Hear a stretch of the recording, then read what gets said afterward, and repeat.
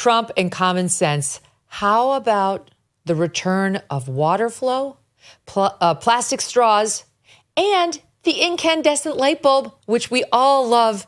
The lighting is so much nicer. They've improved the LED. I will admit it's gotten a little better, but nothing compares to the incandescent. Trump declared all of this via executive order and tweet and actually doubled down on the plastic straws as only Trump can. Listen to SOT 17. We're going back to plastic straws. These things don't work. I've had them many times, and on occasion they break, they explode. If something's hot, they don't last very long, like a matter of minutes, sometimes a matter of seconds. It's a ridiculous situation. So we're going back to plastic straws. Back to plastic, because he says in his EO, an irrational campaign against plastic straws has resulted in major cities, states, and businesses banning their use, etc. And it is therefore the policy of the U.S. to end the use of paper straws. Want this to happen nationwide. And then he moves on to say he's instructing Secretary Lee Zeldin to immediately go back to my environmental orders, EPA administrator or secretary, which were terminated by Crooked Joe, on water standards and flow pertaining to sinks, showers, toilets, washing machines, dishwashers, etc., and to likewise go back to the common sense standards on light bulbs that were put in place by the Trump administration but terminated by Crooked Joe. I look forward to signing these orders. Thank you. Your thoughts?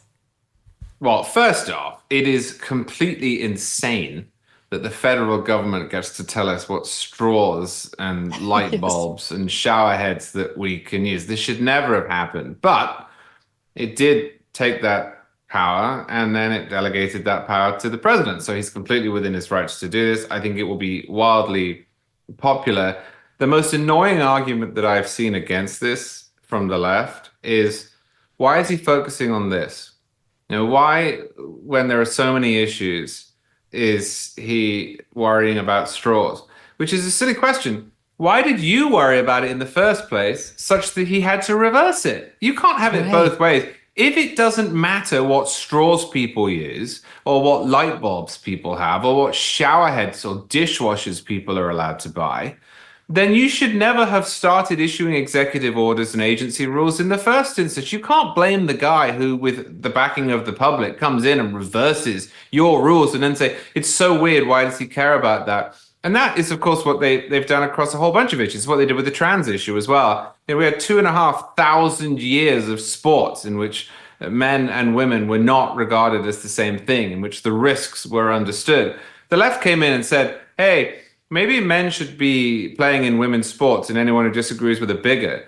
People stood up and said, I don't think that's a very good idea. And they said, why do you care, you weirdo? It's just so cynical. So this would never have happened if they hadn't tried to regulate this in the first instance. So to go after Trump and say, why isn't he worrying about bigger issues is I think, is really unfair.